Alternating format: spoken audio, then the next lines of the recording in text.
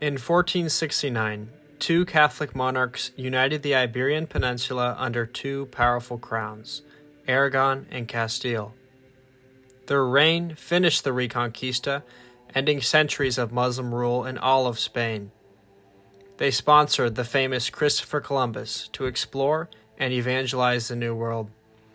They expelled thousands and began an institution now interchangeable with atrocity, the Spanish Inquisition. This video is here to answer the following question. Were Ferdinand and Isabella tyrants who used their power to abuse the innocents? Or were they rulers who upheld justice in an unforgiving time period?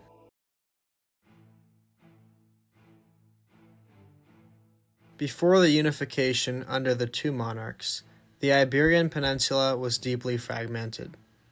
The region was split into 5 major realms: Castile, Aragon, Navarre, Granada, and Portugal. Each of these nations governed differently with widely varying customs and policies. The two main kingdoms, Aragon and Castile, are by far the most largest and the most powerful, and are what I'm focusing on today's video. The Crown of Castile covered around 2/3 of the Iberian Peninsula and was the most populous of the Iberian kingdoms. By the time of the late 15th century, the Castilian monarchy had been significantly weakened. Nobles held vast power and frequently contested the king's authority. Nobles acted as basically their own mini-kings, holding private armies and collecting their own taxes. Further, in 1465, a group of nobles performed a dramatic event as an act of defiance against King Henry IV's authority. This event was known as the Farce of Avila, where nobles publicly accused the king and symbolically dethroned a dummy representing him. Ultimately, King Henry IV refused this event and remained in power. In addition, the power of the king was also greatly limited as the Cortes of Castile, which was Castile's legislature, controlled taxation and had to approve any new fiscal policy. Due to this hurdle, the crown barely managed to stay afloat financially. This political instability mentioned would go on to cause the dramatic royal reform under Isabella I. Meanwhile, the situation in the Kingdom of Aragon faced different challenges. To begin, Aragon was not exactly a unified monarchy under John II, but was something closer to a confederation made up of multiple kingdoms and principalities. Similar to Castile, Aragon's legislature, called the Cortes of Aragon, also had extensive influence in the political and financial affairs of the state. Essentially, King John II had to rule through negotiation with the Cortes and the nobility. He was also bound by the fueros, a system of laws and regulations that the king must uphold. This pactus-based system began to fall apart towards the late 15th century. The conflict originated with a dispute over the succession of the Kingdom of Navarre between King John II and his son, Prince Charles of Viana. In 1441, Queen Blanca I, which was John II's wife and Prince Charles' mother, died, and the kingdom was seized by King John II, although Charles was the legal heir. This contest of succession would soon turn into civil war. By 1451, Charles was recognized as the King of Navarre by the Navarrese elite, and they opened rebellion against his father, John II. Prince Charles emerged temporarily victorious, yet by the end of the war, John II remained in power. This civil war and its consequences ushered in a whole new war in Catalonia, Aragon's largest kingdom, and would have much more catastrophic consequences. Later, in 1460, King John II arrested his son Charles, and he suspiciously died sometime after, in 1461. These events caused an uproar with the Catalonians, who deeply favored the prince, and to the nobility of Catalonia, John II's actions were tyrannical. Severe economic downturn and the shattered trust between the crown and Catalonia led to the Catalonian Civil War, which lasted a decade, from 1462 to 1472. This civil war would devastate the region and create hostility between the two for centuries. By the early 1470s, Iberia struggled with civil war, unstable monarchies, and political disorder. Soon, a marriage in 1469 would become a catalyst for reform across the peninsula. On the morning of October 19th, 1469, in a secluded estate in Valladolid, Ferdinand, the heir of the crown of Aragon, and Isabella, heiress to Castile, were married. The marriage was performed unusually, to say the least. It was performed in secret and was opposed by powerful factions in Castile. J.H. Eliot, a renowned historian, puts it perfectly as he describes the events leading up to the wedding. Quote, "The 18-year-old princess, threatened with arrest by her brother, Henry IV of Castile, had been rescued from her home at Madrigal by the Archbishop of Toledo and a body of horse, and conveyed to a city where she would be safe among friends. Her bridegroom, a year younger than herself, had reached Valladolid only a few days before the ceremony after an even more eventful journey. With a handful of attendants disguised as merchants, he had traveled from Zaragoza by night through the hostile country and had narrowly escaped death from a stone hurled by a sentinel from the battlements of Burgo de Osma. After reaching Valladolid, he met his bride for the first time on October 15th, 4 days before the ceremony." End quote. This marriage dramatically strengthened Isabella's claim to the throne of Castile and would foreshadow her eventual rise to power. When Henry IV died in 1474, Isabella immediately declared herself Queen of Castile. At the same time, the anti-Aragonese faction within Castile, which strongly opposed the union between Ferdinand and Isabella, encouraged a new claimant to the throne. Joana la Beltraneja, married to Alfonso V of Portugal, claimed the throne of Henry IV, who was her father. Shortly after, Portuguese troops began to invade mainland Castile, and a full-blown civil war was soon at hand. Early into the war, Ferdinand was extremely important. Ferdinand II of Aragon took command of Isabella's army and brought Aragonese experts to instruct Castilian soldiers and taught them new military techniques. The war ended in 1479, which confirmed that Ferdinand and Isabella were indeed the sovereigns of Castile. J.H. Eliot also notes that, quote, "The war was much more than a dispute over the debatable legal claims of two rival princesses to the crown of Castile. Its outcome was likely to determine the whole future political orientation of Spain. If Joanna were to triumph, the fortunes of Castile would be linked to those of Portugal, and its interests would correspondingly be diverted towards the Atlantic seaboard.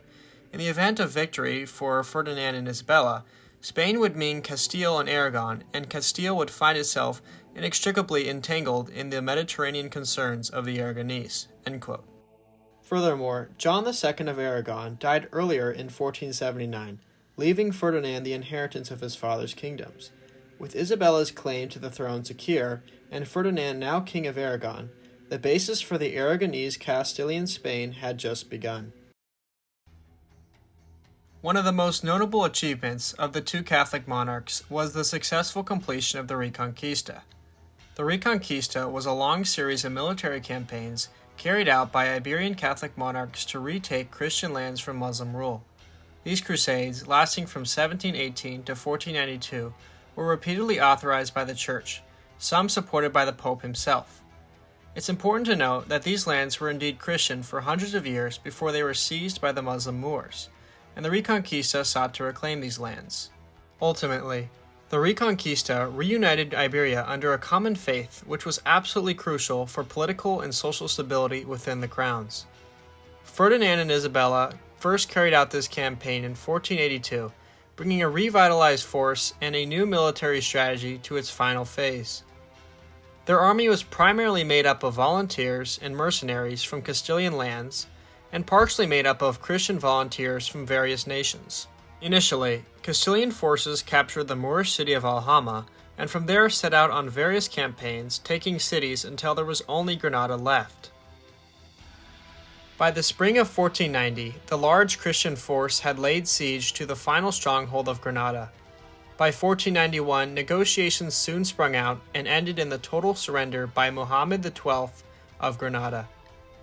As Eliot recounts, quote, "Boabdil, in person, presented to Ferdinand the keys of the Alhambra, and the crucifix and the royal standard were raised above its highest tower."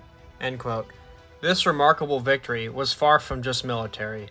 Iberia was now unified under Catholicism, ushering in unity after centuries of religious conflict. As a result of this, Spain would soon emerge as a major European power and become the center for Catholic influence around the world.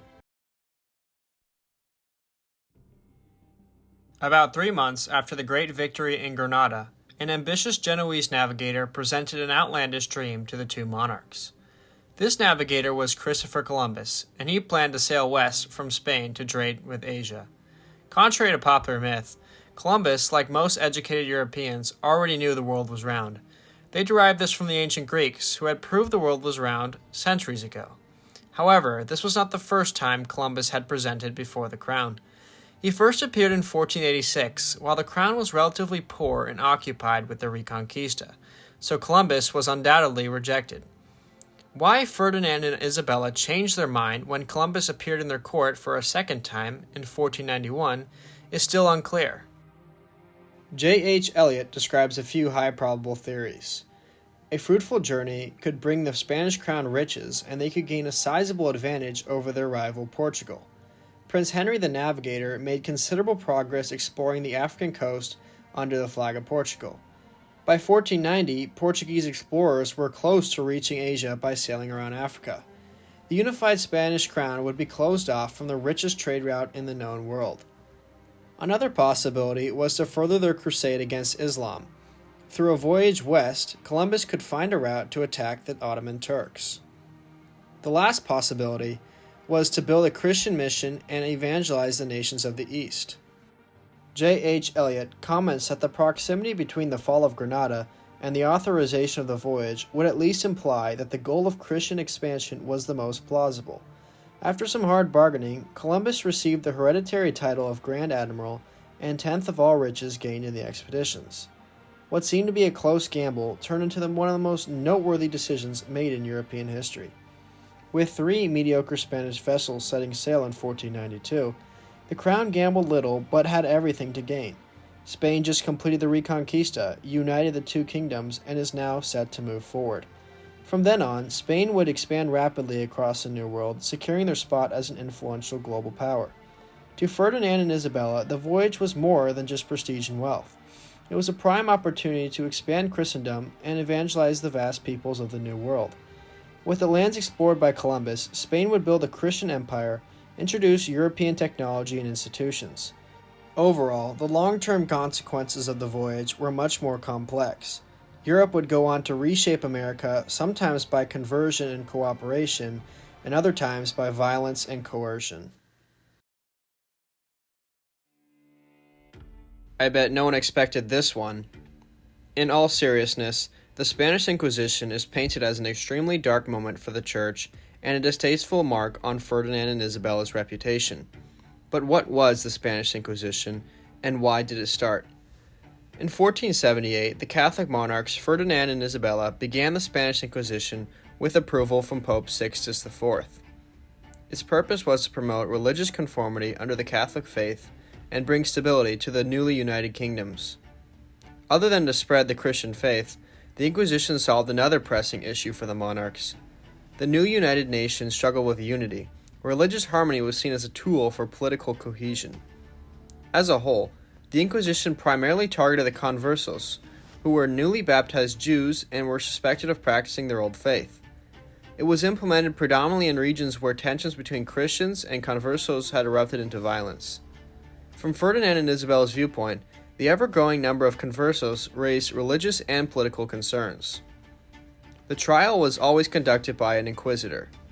Inquisitors were not just random townsfolk or magistrates. They were expert theologians and mostly experienced clergy. A majority of sentences and punishments were a fine, a public confession, or a form of penance being common. For more serious cases, the convicted sometimes had to travel on a pilgrimage to a holy site. However, this was not always the case. Unrepentant heretics and repeat offenders were sometimes subject to the death penalty. When a conviction of heresy was declared, the condemned was handed over to secular authorities for execution, as the clergy did not carry out the act. The Church preferred conversion and repentance to save souls, but periodically proceeded with the punishment. The majority of modern historians estimate that only 3,000 to 5,000 people were subject to execution over the centuries the Inquisition existed, which is far fewer than exaggerated estimates heard today. After seeing many innocents wrongly accused and harsh punishments, Pope Sixtus IV issued the papal bull Ad Perpetuum Rei Memoriam criticizing the methods used. Even still, the Spanish crown held authority over the Inquisition, despite papal concerns. Furthermore, in 1492, following the victory in Granada, Ferdinand and Isabella issued the Alhambra decree expelling all Jews who refused to convert to Christianity. Ferdinand and Isabella saw the Inquisition not as a way to express brutality, but to consolidate their realm. They viewed religious conformity as a useful tool to promote unity within a fragile nation. So were Ferdinand and Isabella tyrants? They inherited weak and unstable monarchies with divided peoples, political chaos, rebellious nobles, and an economic crisis. They brought reform, order, and victory to the fractured peoples of Iberia. They completed the Reconquista, ending 8 centuries of religious conflict. They sponsored Christopher Columbus and his famous voyage, arguably the most important decision in European history. Even the Inquisition, as controversial as it's seen today, must be taken in context with the political realities of the time. Religious unity was essential for national cohesion and preserving order. By 1492, the foundations for Spain's Golden Age had been laid, no doubt because of the work of the two monarchs. In 1494, they were granted the title Catholic Monarchs by Pope Alexander VI, showcasing their extensive success in Spain. It is clear that Ferdinand and Isabella were key to forging modern Spain. Their rule was firm and at times severe but purposeful. History rarely gives us flawless heroes or evil villains, and Ferdinand and Isabella are no exception. So what do you think? Please let me know down in the comments section.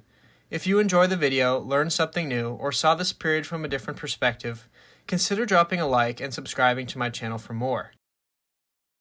Lastly, I'd like to note that a large portion of research for this video draws from the work of J.H. Eliot, particularly in his book Imperial Spain. So if you're interested in the period, I highly recommend checking out his work.